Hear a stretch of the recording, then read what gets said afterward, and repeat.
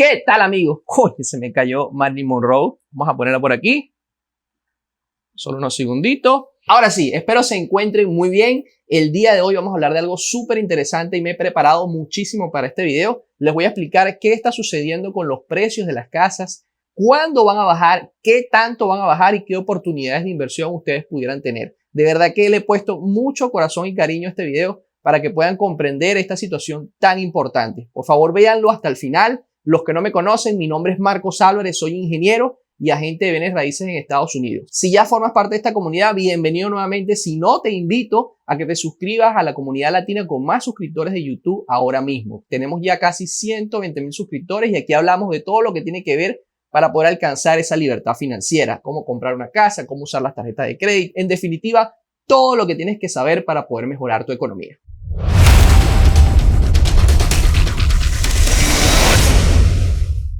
Bien, amigos, para comenzar debemos entender cómo funcionan la oferta y la demanda, porque estos son los dos puntos principales que afectan el mercado inmobiliario y cualquier tipo de mercado económico. Como por ejemplo, cuando estuvimos en esta crisis hace algunos meses, el desenfreno que hubo de las personas por comprar papel para baño hizo que el precio de este producto aumentase. ¿Por qué? Porque muchas personas estaban buscando lo mismo y acabaron los inventarios. Y ustedes dirán, no, claro, esto lo hacen las empresas para aprovecharse de las otras personas y poder ganar más dinero por la necesidad que hay. Y no es así. El problema es el siguiente: cuando un producto es comprado masivamente, los inventarios que esa empresa tiene se acaban. Por tanto, la generación de trabajo que esa empresa tiene de los productores para poder generar ese producto no le alcanza. Por tanto, tiene que subir el precio, porque si no, llegará un momento que se queda sin producto y no tiene cómo darle trabajo a esos empleados para poder producir esa cantidad necesaria para poder satisfacer la necesidad de todas esas personas. Por tanto, la solución es ir subiendo o bajando el precio de acuerdo a la demanda. Es decir, que la persona sienta que está pagando lo justo por el producto que está comprando, ni más ni menos. Entonces, la oferta y la demanda es principal para poder entender esta situación de los bienes raíces. Por ejemplo, en el 2008 hubo mucha oferta. Cuando digo oferta, quiere decir que hay muchas casas en el mercado, mucho producto en el mercado, lo que hizo que al haber tanto producto, pues estos precios bajaran. ¿Qué ocasionó que hubieran tantas casas en el mercado? Bueno, precisamente la crisis hipotecaria que se dio por una cantidad de créditos hipotecarios de mala calidad que le dieron a las personas. Es decir, una persona que a lo mejor no podía pagar un crédito por una casa, el banco, sin importar eso, le prestaba el dinero porque no había una evaluación crediticia correcta, lo que desencadenó que muchas personas tuvieran casa sin realmente poder hacer ese pago, y sumándole que muchos de ellos se metieron en tasas de interés variable, es decir, una tasa de interés que al cabo de 6 meses, un año, subía sus intereses, haciendo que, por ejemplo, el pago de hipoteca que tenían que hacer de $1,000 subiera a 1,500, lo que asfixiaba la parte económica de las personas y no podían pagar más la casa, lo que desencadenó que muchísimas personas perdieran sus casas, fueran embargadas por los bancos. ¿Qué sucedió? Que entonces todas esas casas salieron al mercado a la venta. Entonces, al haber tanta cantidad de productos, tantas casas en el mercado, tanta oferta, por tanto, entonces los precios cayeron. Al mismo tiempo, esa crisis afectó muchísimo el desempleo, lo que hizo que las personas tuvieran menos ingresos. Entonces, muchos perdieron las casas y otros que estaban en el mercado no podían comprar casa en ese momento por la situación crítica que vivían, lo que fue una combinación perfecta para que los precios de las casas bajaran. Es decir, si tú tienes un producto y lo quieres vender, pero la persona que te lo va a comprar no tiene suficiente dinero y aparte hay un montón de gente que está vendiendo lo mismo que tú, la única manera de poder vender es bajar los precios. Y eso es lo que sucedió en 2008. El tema de los créditos hipotecarios ahora mismo está manejado de una forma muy distinta a la que se manejó en el 2008. Es decir, después de eso el gobierno tomó una serie de medidas y leyes para garantizar que la persona que fuera a poder comprar una casa tuviera la capacidad realmente de pago. Por eso es que muchos me dicen que les cuesta mucho poder cumplir con los requisitos del banco, porque ya no es tan fácil. El banco tiene que realmente estar seguro de que tú vas a poder tener esa capacidad de pago, porque al final, de alguna forma te está haciendo un favor, te está ayudando, porque no hacen nada con darte una casa que tal vez al año o 2 años no vas a poder pagar más y vas a tener que hipotecar. Entonces, por ese lado, realmente ahora mismo no hay un problema. Los créditos sí son de calidad. Lo que no podemos esconder es el desempleo que está habiendo, es decir, esa falta de ingreso de las personas obviamente por la situación que vivimos. Es decir, hubo un stop en la economía. Pero no es un stop que se vino, es decir, que se venía desde hace mucho tiempo porque venía una crisis. No, fue un stop debido a un medio externo. Llegó el virus y detuvo la economía de seco. Por tanto, muchas empresas, al no poder recibir clientes por la situación de confinamiento, tuvieron que cerrar sus puertas y desemplear a muchísimas personas. Y aquí se lo muestro en las estadísticas del Departamento del Trabajo. Si se fijan acá, hay dos gráficas que les voy a mostrar aquí mismo un poco más grandes para que las vean mejor. Una es del desempleo, cómo se ha comportado el desempleo a través de los años desde 1950. Fíjense ustedes cómo ha ido aumentando y en el 2009-2010 hubo un aumento bastante importante del desempleo que fue bajando a mínimos en el año 2020 en el que nos encontramos. Es decir, había una cifra de desempleo muy buena. Ojo que este desempleo se causó por una crisis que ya venía caminándose de años atrás. Y duró aproximadamente, fíjense ustedes, 10 años para poder bajar a los niveles de desempleo tan bajitos que teníamos ahora mismo. ¿Qué sucedió? Llegó este virus y causó que en el 2020 el desempleo subiera 14,7% en abril. Es decir, una cifra que nunca antes habíamos visto desde hace 50 años, una cosa exagerada. Sin embargo, en el mes de mayo ya cayó a 13,3%, es decir, se está recuperando bastante rápido. Lo que estamos pensando es que pudiera suceder que al momento que ya se abra la economía de lleno, como está sucediendo, pues esta tasa de desempleo se vaya recuperando, porque todas esas empresas que cerraron por la situación van a tener que contratar nuevamente a las personas. No digo que van a ser todos, pero sí debería volver a unos valores normales de desempleo. El problema es que muchas personas tal vez por ese desempleo, por esa situación de falta de ingreso, no puedan seguir pagando su hipoteca, lo que puede desencadenar en una crisis como la que sucedió en el 2008 de que los bancos le quiten las casas a las personas. Fíjense ustedes esta gráfica para que puedan ustedes entender un poco mejor. Esto que está en amarillo viene siendo todas las personas que entraron en falta de pago, es decir, que no pudieron pagar su hipoteca desde el 2003 hasta el 2019. Fíjense ustedes qué fuerte fue esta cifra de 2008 a 2013, que es cuando les expliqué la situación que sucedió anteriormente en la crisis del 2008. Muchísimas personas entraron en default, es decir, no pudieron pagar más la hipoteca de su casa y por eso la perdieron. Pero si se fijan, esos números en el 2019 estaban muy bajos, es decir, la mayoría de las personas estaba pudiendo pagar su crédito hipotecario. Otro problema que sí se está haciendo crecer vienen siendo los créditos estudiantiles, que si se fijan aquí en azul, ha estado aumentando esa dificultad que tienen las personas para pagar ese crédito, pero eso ya sería parte de otro capítulo que les quiero explicar. Sin embargo, volvemos a lo mismo acá de lo que es la tasa de moratoria, es decir, esto lo que representa es la cantidad de personas que dejaron de poder pagar sus deudas. En este caso particular hablamos de las de casa e hipoteca, que es lo que está en amarillo. Si se fijan, como les dije, teníamos valores muy bajos en el 2019. El detalle es que entonces ahora, en 2020, con todas estas personas desempleadas, pudiera suceder lo mismo. Pero para eso el gobierno tomó medidas, porque el gobierno sabe que el hecho de que muchas personas pierdan su casa es un problema muy grande para el país. Es decir, eso sí desestabilizaría muchísimo la economía. Entonces, ¿qué hizo? Aplicó algo que se llama forbearance, que es como una indulgencia, una excepción. No hay una descripción muy gráfica en español para explicárselo. Pero ojo, no es un perdón. ¿Qué significa esto? Que todas las personas ahora mismo que tengan un crédito respaldado por las empresas federales como son Fannie Mae y Freddie Mac, que les voy a explicar un poquito más adelante eso, no van a tener que hacer sus pagos si no tienen el dinero suficiente, es decir, si se vieron afectados. ¿Cómo es esto? Eso sucede que durante los 6 meses que están transcurriendo ahora, esas personas van a poder dejar de pegar ese pago, es decir, se les va a congelar ese pago y se les va a sumar al final de la hipoteca. Es decir, los intereses se van a seguir sumando, pero el pago usted realmente no va a ver una gran diferencia cuando usted empiece a pagar nuevamente a los 6 meses ese pago de hipoteca, porque todo ese dinero se le va a sumar a la deuda total que usted tenía de la casa. Me explico. Ojo, esto está sucediendo con el 75% de los créditos, como les dije, respaldados por las empresas federales. Hay otro 25% que son personas que hicieron crédito con entidades privadas que sí no están dando este perdón. Entonces, ese 25% podría sí, en algún porcentaje, perder la capacidad de poder pagar su casa y en un caso, como consecuencia, poder perderla. Pero estamos hablando que es una cifra mucho menor a lo que sucedió en el 2008.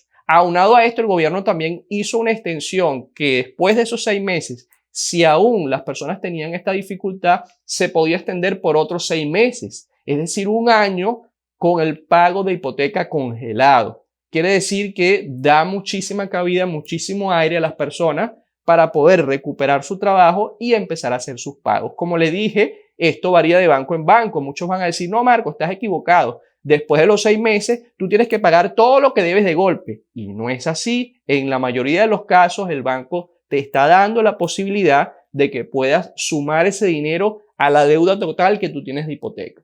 Como les dije, hay algunos bancos, hay algunas excepciones de créditos que no son respaldados por el gobierno que sí van a tener que hacerlo de esta forma. Y esas personas les recomiendo que traten de buscar la manera de empezar a ahorrar para no caer en un problema y perder su casa. Por eso es tan importante cuando vayan a comprar una casa estar bien asesorados, conocer bien lo que deben hacer y si pueden irse por un tipo de crédito respaldado por el gobierno como es el FHA, el VA o convencionales que cumplan con los requisitos que las entidades federales tienen. Eso lo explico totalmente en mi curso de bienes raíces, que es hecho para esas primeras personas que quieren comprar su casa por primera vez. Si usted está en ese momento, le recomiendo muchísimo que haga este curso porque de verdad que le va a ayudar muchísimo. Ahí explico todo lo que tiene que saber una persona para hacer esa primera compra de forma efectiva y ahorrarse muchísimo dinero. Bien, en unos segundos voy a mostrarles realmente esa oferta, esa demanda que hay ahora mismo en el mercado para que puedan entender lo que estoy hablando. Pero antes, por favor, te pido de corazón, si te ha gustado lo que has visto, si te parece interesante, dale like al video para poder ayudarme a compartir con más personas y al mismo tiempo, si no formas parte de esta familia, de esta comunidad aún, te invito a que lo hagas porque voy a estar dándoles información de mucho valor todo el tiempo. Es decir, cada video que haga lo voy a hacer con la intención de que tú puedas ahorrar dinero, comprender cosas que te hagan mejorar tu situación financiera. Continuemos entonces. Vamos a hablar ahora entonces de oferta y demanda directamente en el campo de los bienes raíces, en las propiedades. Para eso quiero mostrarles una pequeña gráfica. Fíjense acá, esto es muy sencillo. Acá lo que muestra es la cantidad de millones de casas que hay en el mercado. Es decir, cuántas casas hay en el mercado en Estados Unidos y está desde el año 2000 hasta el 2018. ¿Qué sucede? Desde el año 2000 hasta el 2005, 2006 había una cantidad de 4 millones de casas normalmente en Estados Unidos. Pero a partir del 2006 empezaron a aumentar la cantidad de casas en el mercado. ¿Por qué? ¿Qué sucede? A partir de ese año empezaron a haber unas flexibilizaciones y una creación de créditos basura, como se le decía, donde cualquier persona podía ir y comprar una casa, como ya le he explicado minutos antes. Entonces, los dueños de casa, al ver esto, empezaron a vender sus propiedades mucho más altas. Y al darse cuenta que las personas realmente la estaban comprando, esto fue, digamos, una reacción en cadena y muchas personas empezaron a vender sus propiedades para sacar una ganancia mayor y con ese dinero a lo mejor comprar 2 o 3 casas más porque el banco le iba a dar la posibilidad porque estaba muy fácil hacerlo. Entonces esto generó que empezara todo el mundo a vender sus casas y a comprar. El mercado se inundó de una cantidad de casas que lo podemos ver acá en el 2008, 2009, cómo empezaron a haber muchísimas casas en el mercado. ¿Qué sucedió? Al haber entonces tantas casas, tanta oferta, ya no había la cantidad de personas suficiente para comprar todas esas casas. Por tanto, los precios empezaron a caer. Recuerden la demanda y oferta. Mientras hay más oferta, mientras más producto hay, entonces los precios caen. Y esto fue lo que sucedió. Aparte de esto, como los créditos que le dieron a las personas eran muy malos, muchas personas dejaron de poder pagar sus casas y las perdieron. Es decir, todas esas casas perdidas entonces entraron también dentro del mercado inmobiliario, aumentando aún más la cantidad de casas que había en el mercado, haciendo así que el precio se fuera en picada hacia abajo. En definitiva, había muchísimas casas en el mercado, por tanto, tuvieron que bajar de precio. Y luego, a partir de algunos años, pues esa cantidad de casas en el mercado empezó a bajar, es decir, las personas fueron comprando poco a poco, ya no habían tantas casas en el mercado y por tanto el precio se empezó a elevar nuevamente de una forma normal. Si se fijan, acá también les muestro la existencia de casas que hubo ya en el último año y contando también lo que es desde enero del 2020 hasta abril del 2020. Si se fijan, una caída importante en la cantidad de casas, no del precio. Es decir, hay muchas menos casas puestas a la venta en el mercado y esto hace que el precio se mantenga o a veces en ocasiones suba, porque como le dije, hay muy poquitas personas vendiendo casas. ¿Por qué sucede esto? Principalmente por el confinamiento y por el temor que tienen las personas de contraer la enfermedad. Por eso los que son dueños de casa y las querían vender en este momento no estaban mostrando su casa y la sacaron de los listados de venta, haciendo así que la cantidad de casas en el mercado cayera drásticamente y por eso el precio no cayera también, sino que se mantuviera o en algunos estados, en algunas ciudades, subiera. Y es que me pasa mucho con clientes que estoy tratando de ayudar que ven una casa y tal vez ya a los 2-3 días la casa no está o está en pending, que quiere decir que otra persona ya la está comprando, porque como hay tan poquito inventario, tan poquitas casas en el mercado, se están acabando muy rápido. Entonces, esta situación de pocas casas a la venta ahora mismo hace que los precios no caigan, se mantengan estables. Adicionalmente a esto, amigos míos, quiero que sepan algo muy importante, y es que esta situación de confinamiento puede hacer que las personas cambien su perspectiva a la hora de comprar una propiedad. ¿A qué me refiero? Que esto es bien importante que lo sepan. Todas esas personas que vivían en un apartamento reducido, por ejemplo, donde no tenían patio y pequeño, están pensando ahora cambiarse a una casa donde tengan un patio, donde tengan un lugar más, digamos, disfrutable, donde puedan de alguna forma sentirse mejor en caso de situaciones como las que vivimos. Mucha gente está obstinada de estar en el apartamento encerrado. Sin embargo, un dueño de casa pues puede salir a su patio. Normalmente las casas son un poco más grandes. Es decir, hay un poco más de flexibilidad a la hora de disfrutar dentro de tu propia propiedad, valga la redundancia. Entonces, se está viendo de alguna forma un aumento en las personas, en el deseo de las personas de comprar casa sobre el hecho de estar en apartamentos o pequeños condominios. Esto puede traer como consecuencia que los precios de los condominios, de los pequeños apartamentos bajen y el de las casas suba aún más. Ahora bien, muchos de ustedes se estarán preguntando, Marco, no me has dicho cuándo van a caer las casas y cuánto dinero van a caer, que es lo que muchas personas están esperando conocer. Es una respuesta difícil de dar, sin embargo, para eso voy a utilizar esta página que se llama CoreLogic, que es una página especial dedicada a la obtención de datos, de todos los datos de ventas, compras y todo lo que tiene que ver con las propiedades de bienes raíces en Estados Unidos para darle esos datos al gobierno y a los bancos. Es decir, que tienen una información bastante acertada. Y aquí quiero mostrarles esta gráfica que es sumamente importante. Por favor, presten su mayor atención para que puedan comprender realmente qué es lo que puede pasar. Esta gráfica es una gráfica de apreciación, es decir, aquí muestra el porcentaje en que las casas se van evaluando año tras año. Si se fijan, por los años 2005 hasta el 2009, la apreciación era muy alta, al torno del 15%, es decir, una casa que costaba $100,000, al año siguiente ya podía costar 115,000. Era mucho el poder que tenían las casas para evaluarse, para subir de valor. Sin embargo, eso fue cambiando a medida que pasaron los años hasta llegar al 2009, donde fue el punto de quiebre, es decir, donde las casas estuvieron más bajas. En ese momento, una casa que costaba $200,000 2 o 3 años atrás, podía caer al precio de 150,000, $140,000, que es lo que muchas personas están esperando que suceda ahora. Pero bien, fíjense lo que sucedió a partir del 2009, la revalorización de las casas se fue recuperando hasta que llegamos al 2015 y a partir del 2015, si se fijan, hubo una revalorización media constante. ¿De cuánto? De aproximadamente entre un 4 a un 5%. Es decir, las casas todos los años subían un 4%, aumentaban de valor. Por eso es que ustedes ven que todos los años pues las casas están más caras y dicen, pero wow, pero es que esto es increíble, ¿cuándo van a bajar? Amigos míos, probablemente nunca bajen. Sin embargo, se tiene previsto que para el año 2021 aproximadamente las casas puedan bajar su apreciación al menos 1,3%.